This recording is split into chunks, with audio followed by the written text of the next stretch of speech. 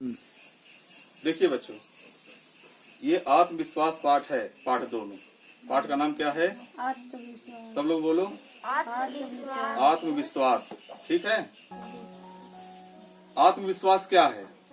हमारे अंदर विश्वास होना चाहिए कि हम इस काम को कर लेंगे। तो जब अटूट विश्वास रहता है तो निश्चित रूप से उस काम को हम पूरा कर लेंगे। बाली को जानते हो? बाली कौन था? बाली की क्या विशेषता थी?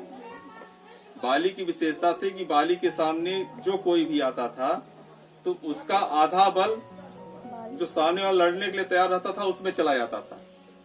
ठीक है। तो जब उसका बल भी आधा आ गया सामने वाले में, बाली में, तो बाली जीत जाता था। तो बाली से कौन लड़ सकता है महाराज?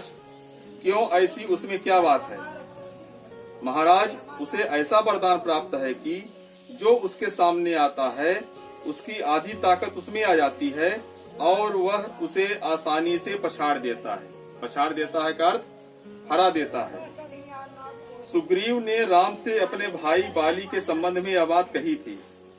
दूसरे की सामने वाले की आधी ताकत अपने में खींचने की शक्ति का जो वरदान बाली को प्राप्त था वह हम सबको भी प्राप्त है। विडंबना यह है कि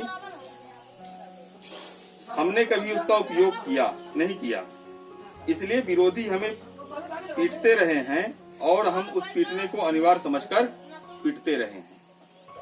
सच बात यह है कि जब कोई विरोधी हमारे सामने आता है तो हम अपनी आत्महीनता से, कायरता से, कुसंस्कार से, आत्मविश्वास की कमी से विरोधी का और अपना बल तौले बिना ही उसे अपने से शक्तिशाली मान लेते हैं।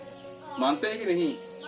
अपने विरोधी को अपने से शक्तिशाली मान लेते हैं। बस यही मानना हमारी शक्ति को आधी कर देता है और हमसे ही वह आधी शक्ति हमारी विरोधी को प्राप्त हो जाती है।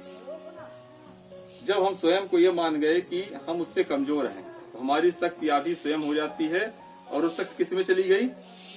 सामने वाले की चली गई, जो सामने है। और इस अर्थ में हम उससे आधे रह जाते हैं। हम में आत्मविश्वास हो तो उससे हम विरोधी को आत्महीन कर सकते हैं, उसकी आधी शक्ति अपने में ले सकते हैं। तो जीतने के लिए क्या होना चाहिए व्यक्ति में? आत्मविश्वास। क्या होना चाहिए? सभी लोग बोलो तेज से। आत्मविश्वास। जब पूछे तो बोलो तेजी से। आत्मविश्वास की सबसे बड़ी दुश्मन है दुविधा। दुश्मन क्या है? दुविधा। तुम भी बोलो। दुविधा एकाग्रता को नष्ट कर देती है। किसे नष्ट कर देती है? एकाग्रता। किसे नष्ट करती है? आदमी की शक्ति को बांट देती है। किसको बांट देती है? आदमी की शक्ति को। आधा इधर और आधा उधर। इस तरह आदमी खंडित हो जाता है। मेरे एक मित्र अपनी पत्नी के साथ जंगल में एक पेड़ के नीचे बैठे बातें कर रहे थे।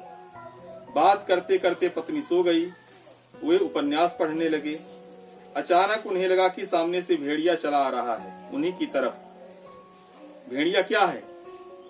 एक जंगली जानवर है। जंगली जानवर क्या है भेड़िया? हाँ, एक खूंखार जानवर है जो आदमी को मारकर उसे भी खा लेता है। ये सोचकर वे इतना घबरा गए कि पत्नी को सोता छोड़कर ही वहां से भाग खड़े हो गए। भाग्य से कुछ ही दूर उन्हें एक बंदूकधारी सज्जन मिल गए। वे उनके पैरों पर गिर पड़े। मेरी पत्नी को बचाइए, भेड़िया उसे खा जाएगा, वे गिड़गिड़ाए। शिकारी दौड़ा दौड़ा उनके साथ पेड़ के पास आया तो उनकी पत्नी यथापूर्व सो रही थी और भेड़िया उसके पास रखी टोकरी में मुंह डाले पूरियां खा रहा था। क्या खा रहा था? पूरियां। कौन खा रहा था? भेड़िया।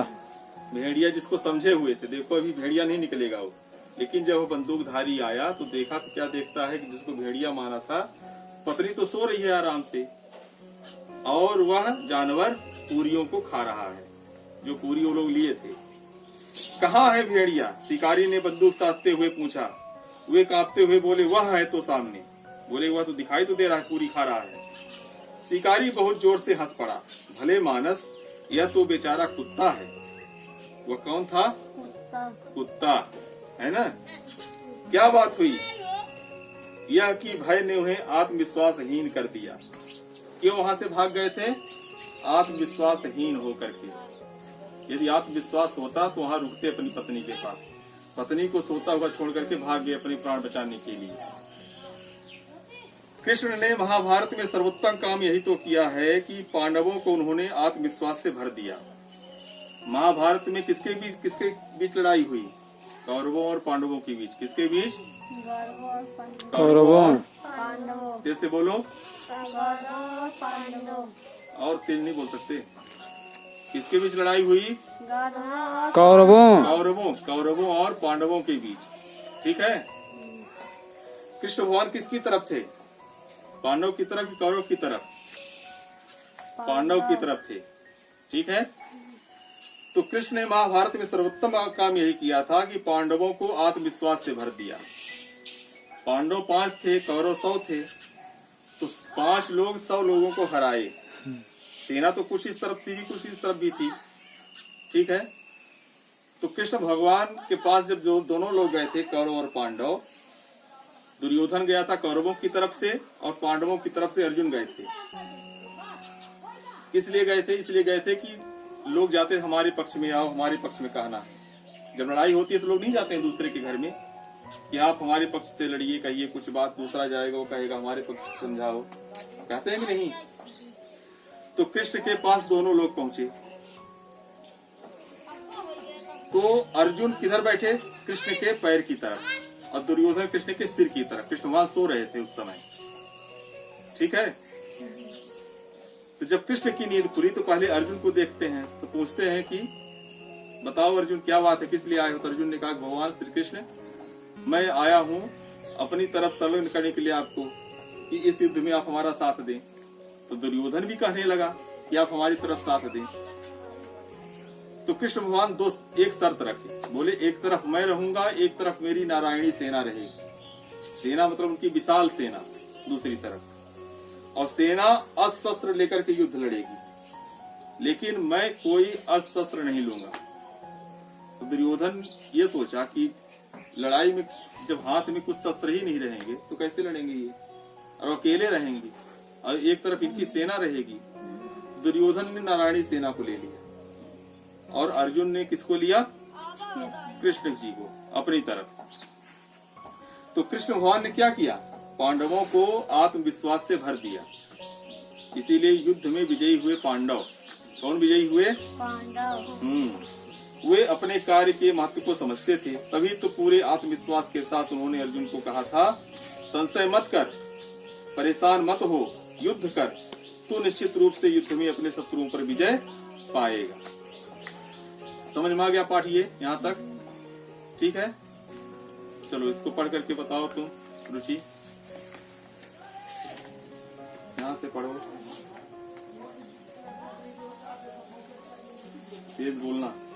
बाली से कौन लड़ सकता है महाराज? क्यों ऐसी उसमें क्या बात है महाराज? उसे ऐसा वरदान प्राप्त है कि जो उसके सामने आता है उसकी आधी ताकत उसमें आ जाती है, और वह उसे आसानी से झपड़ पछाड़ देता है। सुग्रीव ने राम से अपने भाई बाली के संबंध में यह बात कही थी। दूसरे की सामने वाली की आधी ताकत अपने से में खींचने की शक्ति का जो वरदान बाली ठीक है, बहुत अच्छा, बैठो, को प्राप्त। अच्छा पढ़ती हो। ठीक।